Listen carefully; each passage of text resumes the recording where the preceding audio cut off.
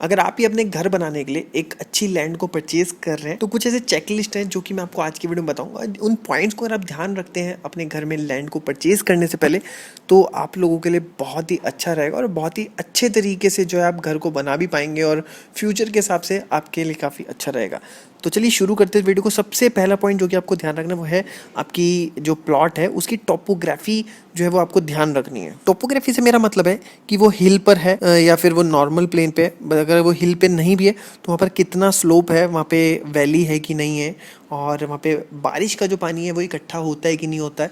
ऐसा तो नहीं है कि आपका अगर बारिश होती है तो वहाँ पर जो है वो पानी इकट्ठा हो जाता है और वो चीज़ जो आपके लिए काफ़ी प्रॉब्लम कर सकती है। और अगर हिल पर है तो वहाँ पे हवा जो है वो किस तरीके से चलती है, आपका जो सन है वो कितना हॉट जो है उस पर्टिकुलर एरिया पे पड़ता है, उस एरिया में आपकी नमी जो है वो आती है कि नहीं आती है, कितनी विंड आती है या फिर विंड बहुत कम आती है फिर बहुत ज़्यादा आती है, वो फॉगी कितना रहता है वहाँ पर, और रेन्स के दौरान जब बारिश आती है तो वहाँ पर फ्लडिंग के चांस रहते हैं कि नहीं रहते हैं। क्योंकि अगर स्लोप भी अगर वहाँ पे काफ़ी ज़्यादा होगा तो काफ़ी ज़्यादा अंडुलेटिंग जो है वो प्रॉब्लम हो जाएगी और लेवलिंग में जो आपका खर्चा जो है वो बिल्डिंग का बहुत ज़्यादा आ जाएगा। तो ये जो सारी चीज़ें हैं आपकी टोपोग्राफी के अंडर आती हैं जो कि आपको ध्यान रखनी चाहिए। फिर नेक्स्ट जो चीज़ है जो कि आपको ध्यान रखना है वो है आपकी प्लॉट या फिर आपकी जो प्रॉपर्टी के लिए आप लैंड ले रहे हैं उसका शेप किस तरीके का है। आपको पता है कि आपका जो रूम्स होते हैं तो वो अगर रेक्टेंगुलर शेप के रूम होंगे तो उसमें स्पेस का यूटिलाइजेशन काफ़ी अच्छे तरीके से होता है। तो इसी तरीके से आपका जो लैंड है अगर वो रेक्टेंगुलर शेप में है तो उसका जो स्पेस है उसका यूटिलाइजेशन काफ़ी अच्छे तरीके से हो पाता है। इसका एक सिंपल सा रूल है, आपकी जो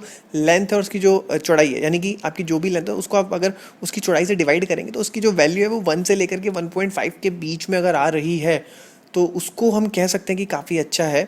और अगर 1 आ जाएगी तो डेफिनेटली आपका स्क्वायर हो जाएगा। लेकिन अगर आपकी वैल्यू जो है वो 1 से 1.5 के बीच में आ रही है तो ये काफ़ी अच्छा रहेगा। 1.5 से 2 के बीच में भी रह सकती है, कोई ऐसा कोई दिक्कत, लेकिन इससे ज़्यादा जो है वो नहीं होनी चाहिए। अब इसके लिए मैं आपको एक एग्जाम्पल के थ्रू समझाता हूँ। फॉर एग्जाम्पल आपके प्लॉट की जो लेंथ है वो है 30 फीट और जो फ्रंट है वो है 20 फीट। तो आप 30 फीट को 20 फीट से अगर आप डिवाइड करेंगे तो वैल्यू निकल जाएगी 1.5। क्योंकि अगर आप बहुत ही अनइवन शेप की अगर साइड को सिलेक्ट करते हैं तो इसमें ना आपको काफ़ी ज़्यादा स्ट्रगल जो है वो करना पड़ता है।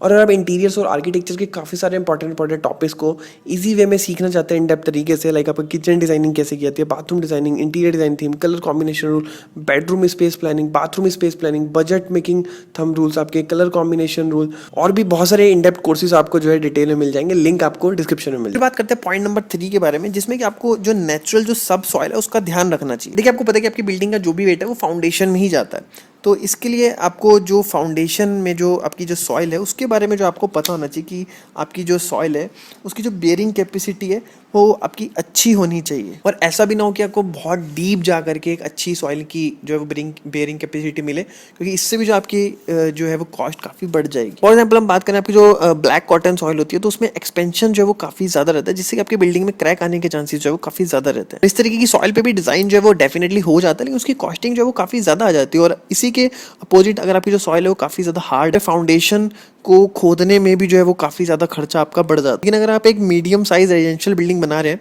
तो वहाँ पे बहुत हाई सेफ बेयरिंग कैपेसिटी की ज़रूरत जो है वो नहीं रहती है। अब जैसे कि स्क्रीन पे जो आप चार्ट देख रहे हैं तो आपको दिख रहा होगा कि कितने डिफरेंट टाइप की जो सॉइल्स होती हैं, आपके रॉक्स हो गए, आपके नॉन कोहेसिव सॉइल हो गई, आपकी कोहेसिव सॉइल हो गई, तो इनकी जो सेफ बेयरिंग कैपेसिटी है वो कितनी कितनी रहती है। तो पूरे चार्ट में आप जो आराम से देख सकते हैं। इस चार्ट में आप देख सकते हैं कि 200 से लेकर के 400 किलो न्यूटन पर मीटर स्क्वायर तक की जो आपकी जो SBC होती है यानी सॉइल बेयरिंग कैपेसिटी जो होती है वो आपकी जो वो सूटेबल रहती है आपके घरों को नॉर्मली बनाने के लिए। और 150 किलो न्यूटन पर मीटर स्क्वायर की भी जो सॉइल बेयरिंग कैपेसिटी है वो इतना बुरा नहीं होता, वो भी जो है वो ठीक ठाक ही रहती है। लेकिन 150 से कम की वैल्यू जो है वो आपकी अनएक्सेप्टेबल रहती है। लेकिन अगर आपकी जो कैपेसिटी है वो अगर डेफिनेटली 150 से कम है तो वहाँ पर आप पाइल फाउंडेशन का यूज़ कर सकते हैं। फोर्थ पॉइंट जिसका कि आपको ध्यान रखना है आपका ग्राउंड वाटर टेबल की पोजीशन के बारे में।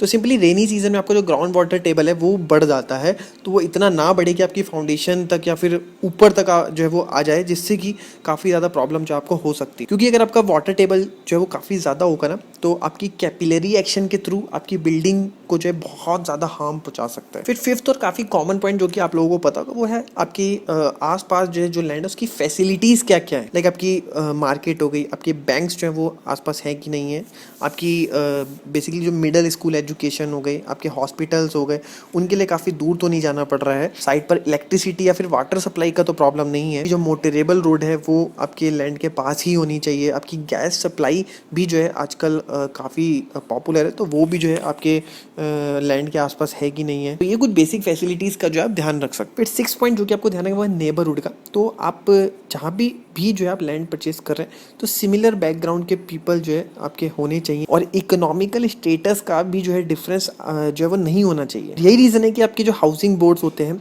तो वो बेसिकली सेपरेट करते हैं आपके हाई इनकम ग्रुप्स को, मिडिल इनकम ग्रुप्स को और लो इनकम ग्रुप्स को। और यही रीज़न है कि आपने काफ़ी सारी सिटीज़ में देखा होगा, like teachers colony, railway colony, police colony, postal employees colony, bank employ colony, lawyer and doctor colony. तो इस तरीके की लोकेलिटी जो आपने सिटीज़ में देखी होगी। तो यही रीज़न है, और यही रीज़न की वजह से जो इस तरीके से वो जो है कैटेगराइज करते हैं। कुछ ऐसे पॉइंट जो कि आपको ध्यान रखना है कि आपकी साइट के या फिर आपकी जो लैंड है उसके आसपास नहीं होने चाहिए। तो आपके जो नॉइज़ जो है वो आपके एयर पॉल्यूशन लाइक फैक्ट्रीज़ हो गई, या फिर जो ड्रेन या फिर वाटर लॉक्ड एरिया है वो भी जो है वो नहीं होना चाहिए। इससे जो है हेल्थ से रिलेटेड जो है वो काफ़ी सारे इश्यूज़ जो है आपको रहते हैं। आपकी कोई भी भट्टी या फिर कोई ऐसी फैक्ट्री जो है नहीं होनी चाहिए जहाँ से बहुत ज़्यादा गंदा धुआं निकलता हो। तो इस तरीके से कुछ पॉइंट्स अगर आप ध्यान रखते हैं अपने घर के लिए लैंड को परचेज करने से पहले, तो आपके लिए जो है वो काफ़ी यूज़फुल ये रहेंगे। और अगर आपको भी ये टिप जो है यूज़फुल लगे तो वीडियो को जल्दी से लाइक कर दो, सब्सक्राइब कर दो अगर इस तरीके की वीडियोस को रेगुलर पाना चाहते हो तो। और दोस्तों बहुत सारी छोटी छोटी इन्फॉर्मेटिव वीडियोस ना मैं इंस्टाग्राम पर रेगुलरली डालता रहता हूँ, तो वहाँ पर जाकर के फॉलो कर सकते हैं। मिलते हैं नेक्स्ट की वीडियो में, तब तक के लिए जय हिंद, वंदे मातरम।